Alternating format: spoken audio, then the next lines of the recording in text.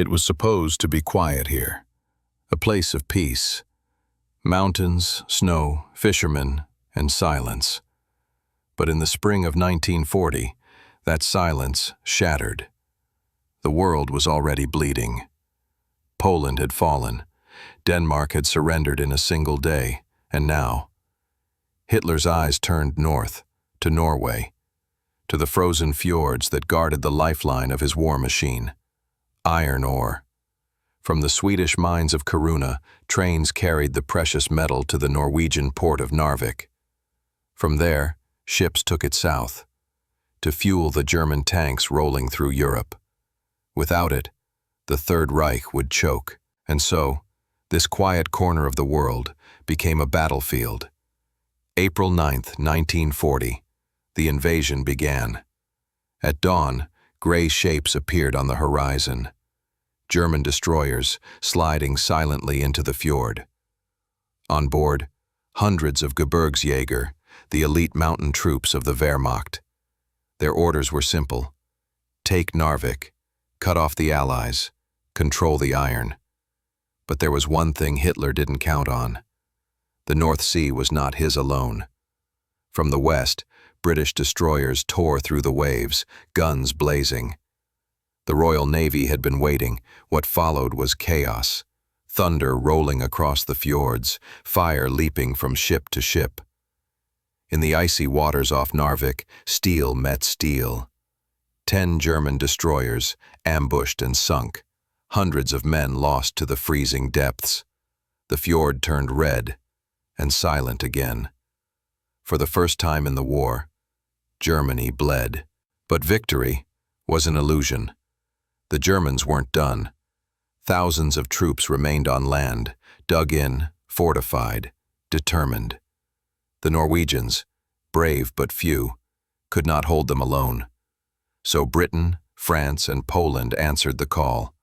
They came, across stormy seas, through Arctic winds, to fight in a place most had never heard of. Young men, barely trained for mountain war, clutching rifles that froze in their hands. Their orders: push the Germans out. At any cost. In the days to come, the mountains themselves would become enemies. Snow blinded men.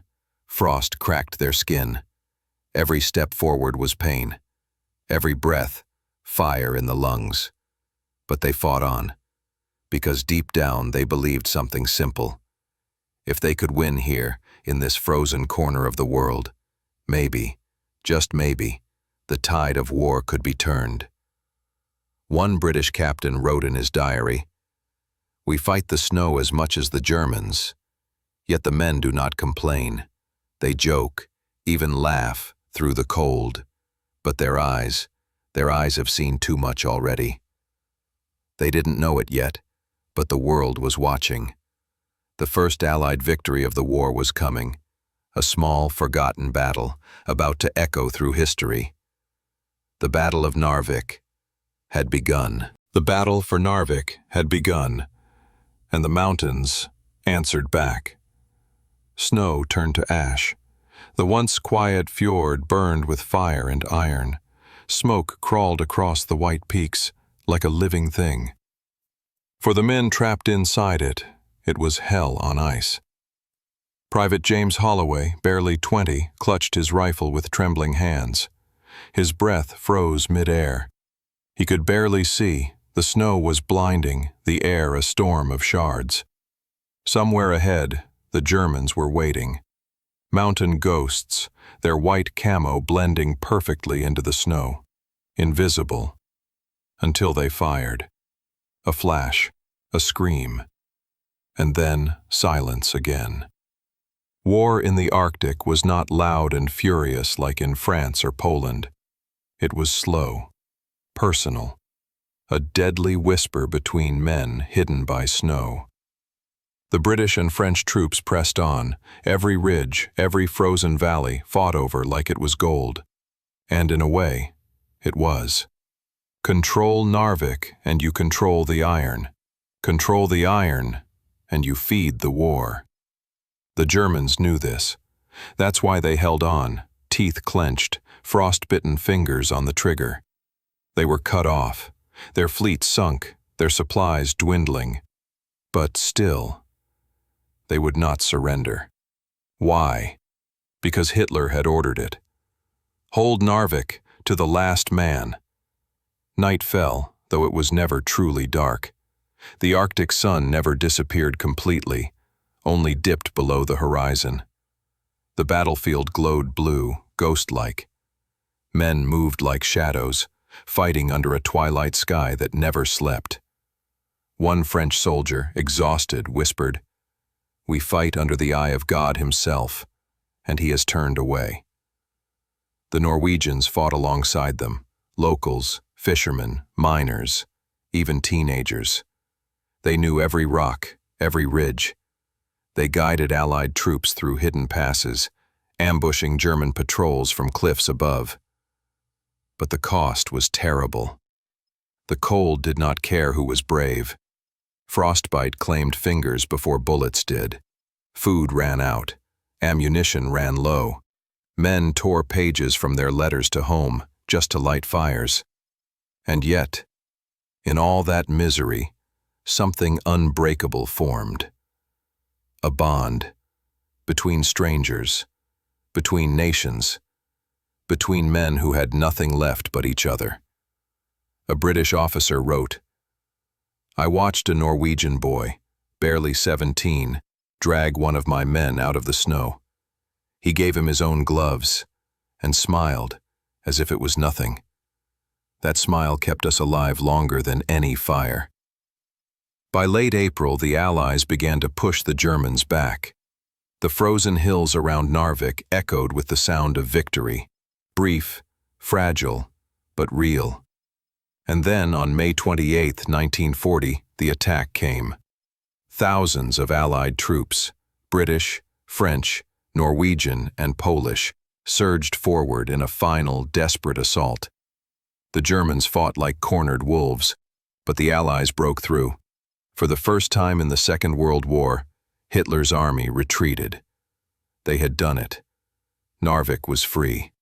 The Allies stood victorious, their first real triumph since the war began. Men wept, not from joy, but from exhaustion, relief, disbelief. They had survived, somehow. And yet, the war was far from over. Because just as the Allies raised their flags over Narvik, a new message came from London. France was falling, and everything they'd fought for was about to be lost again. They had won. For a brief, shining moment, the impossible had been done. In the icy north, the Allies had defeated Hitler's elite. They had taken back Narvik. The world should have celebrated, but instead, it turned its back.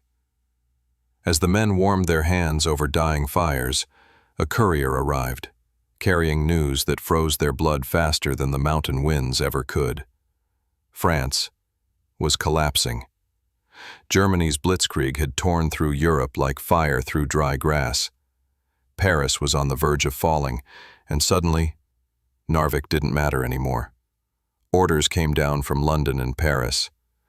Every Allied soldier in Norway was to retreat, evacuate immediately. The men stared in disbelief. Retreat? Now? After everything? After freezing, bleeding, dying for every inch of this frozen land? Captain Holloway dropped his mug, the tin echoing through the camp. "We're leaving?" he whispered. "But we just won." There was no choice. Ships were already waiting in the fjords, engines idling, smoke rising like black ghosts into the gray sky. The order was absolute. Leave Narvik, leave the mountains, leave Norway to its fate. The men packed in silence. No cheers, no songs, just the crunch of boots on snow and the soft hiss of falling flakes, like ash from a fire going cold. The Norwegians stood on the cliffs as their allies boarded the ships. Mothers waved scarves. Children shouted names they'd never see again. Old fishermen saluted, tears freezing on their faces. They had believed, truly believed that the Allies would stay, that freedom had come. And then, in one cruel twist of war's logic, it was gone. The Germans were regrouping, and the people of Narvik were left to face them alone. One French officer wrote in his diary, "We won a mountain and lost a continent." The ships sailed south, through gray waters heavy with fog and guilt. Men stared silently at the horizon. No laughter now, no stories, no hope. Just the endless question. Was any of it worth it? Private Holloway leaned on the railing, hands trembling from cold and something deeper.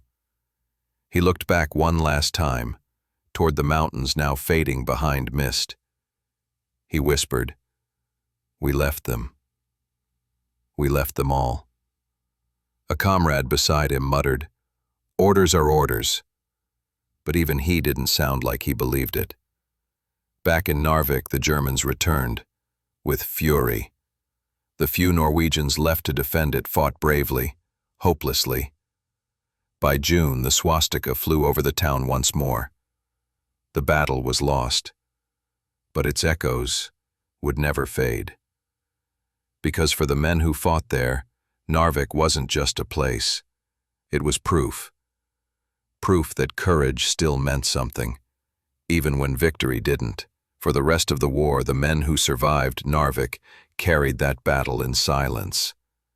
No medals, no fame, just memories of snow, of fire, of brothers lost to the cold. And for decades, the world forgot them. Forgot the first men who made Hitler's army bleed. Forgot the battle that might have changed everything. If only the world had listened. When they returned home, there were no parades, no banners, no cheers, only silence. The men who had fought in the frozen north stepped off their ships and disappeared into the gray streets of London, Paris, Warsaw. They were ghosts, from a victory no one wanted to remember. In the chaos of 1940, the world had no time for Narvik. France was lost. Britain was preparing for invasion. And the soldiers who had risked everything in that icy corner of the world were told nothing. Their medals were delayed, their reports buried, their battle erased from the headlines by a greater tragedy. But among the ranks, the whispers began. Whispers of betrayal, of politics over people, of how the men who fought hardest were the first to be forgotten. Private Holloway, the young soldier who'd seen friends die in the snow, sat alone in a London pub. He stared into his drink and said to no one, "We won, and it didn't matter." Across the channel, French survivors of Narvik found themselves scattered. Some captured during the German advance, others joining the Free French forces. They wrote letters that never reached home. They spoke of comrades lost to the cold and to history. And in Norway, the people who had fought beside them were left to endure occupation. The Germans returned, harsher than before. Homes burned, families torn apart. The men who had helped the Allies were hunted down, imprisoned, or worse. The cost of that forgotten victory was counted in lives, not headlines. A Norwegian mother, interviewed years later, said, "When the British left, it was like the light went out of the mountains.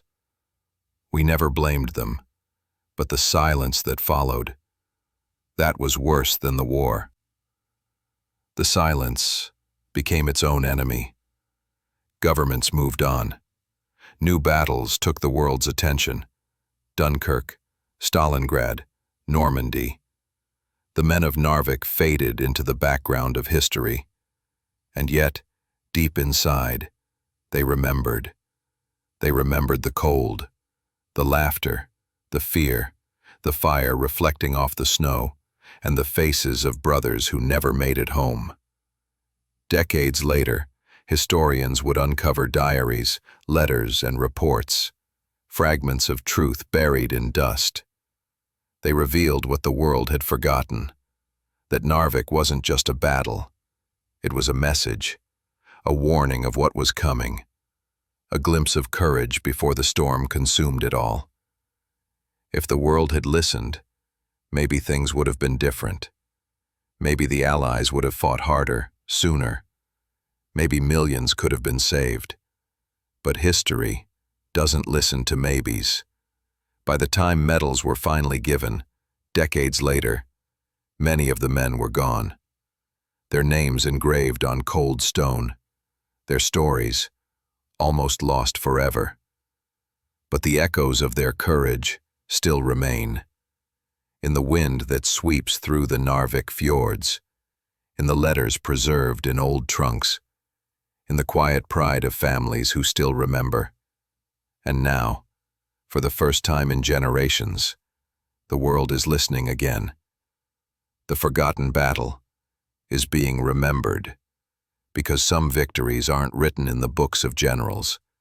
They're written in the hearts of those who refuse to give up, even when the world already had. They called it the end, but for some, it was only the beginning. When the Allied ships vanished beyond the horizon, many thought Norway had fallen for good.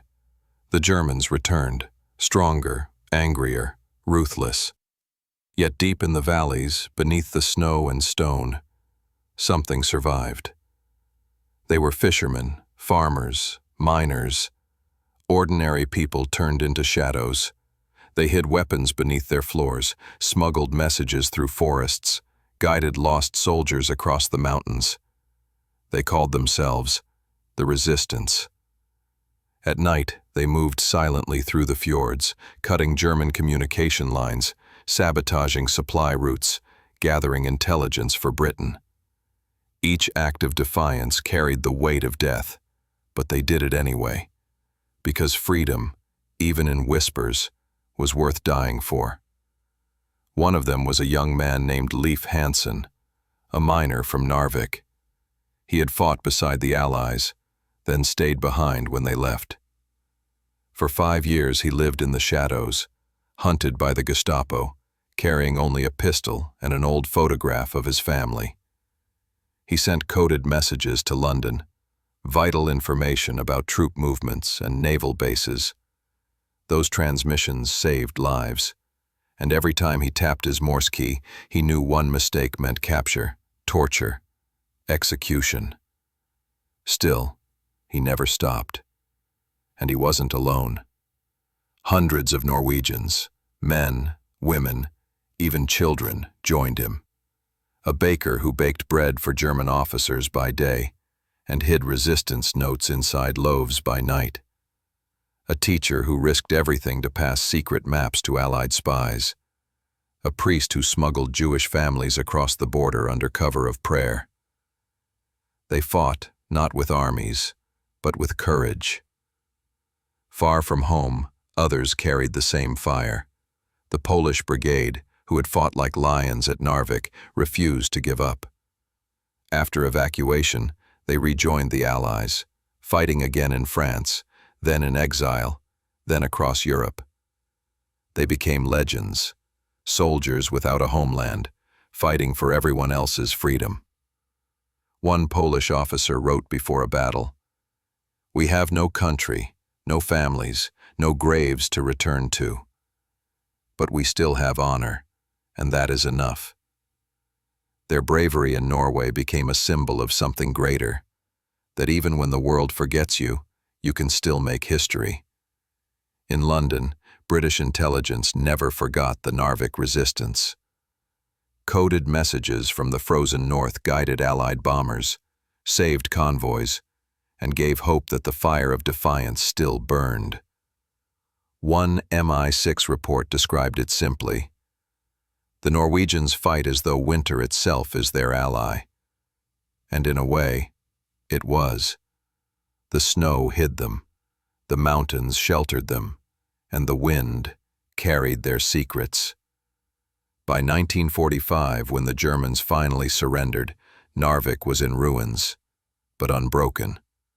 The survivors emerged from basements, from forests, from hidden cabins in the mountains. They were pale, hungry, scarred, but proud. The war was over, and the forgotten heroes could finally breathe again. No victory parade, no cameras, just quiet relief, and a simple truth whispered among them. We fought, and we did not bow. Decades later, historians would call them the Invisible Army. They had no uniforms, no medals, but their courage was carved into the soul of Norway. Because history may remember the generals and the tanks, but the world only changes because of the unseen, the ordinary people who refused to give up. When the snow finally melted, the battlefield disappeared. The guns were gone, the soldiers long since buried, and the world moved on. But in the silence that followed, something remained. A memory, a lesson, a whisper that still echoes through the fjords of Narvik. The Battle of Narvik was not about numbers or borders or glory. It was about something deeper, the strength of ordinary people facing impossible odds. It was about courage without witness, sacrifice without fame, and hope that refused to die, even when the world stopped listening. Today, few remember their names, but their legacy lives in every act of quiet defiance, every stand taken when the world turns away. It lives in the Norwegian people, who rebuilt their homes and their pride from the ashes. It lives in the letters found decades later, messages written in trembling hands, still carrying words of faith. And it lives in us, in the stories we choose to tell, and the ones we choose to remember. Because history isn't just written by victors, it's written by survivors, by the men and women who endure, who keep fighting long after the world has forgotten their names.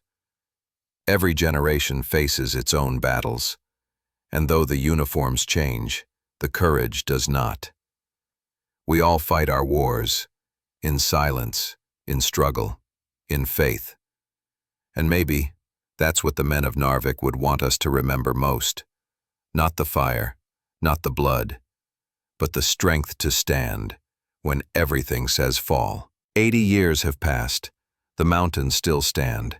The wind still whispers their stories.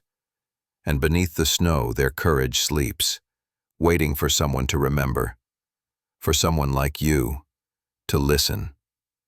Because remembering isn't just history, it's honor. It's how we say, "You mattered." How we turn forgotten battles into lessons that guide the living. So the next time you hear the word hero, think beyond the medals, beyond the flags, beyond the noise.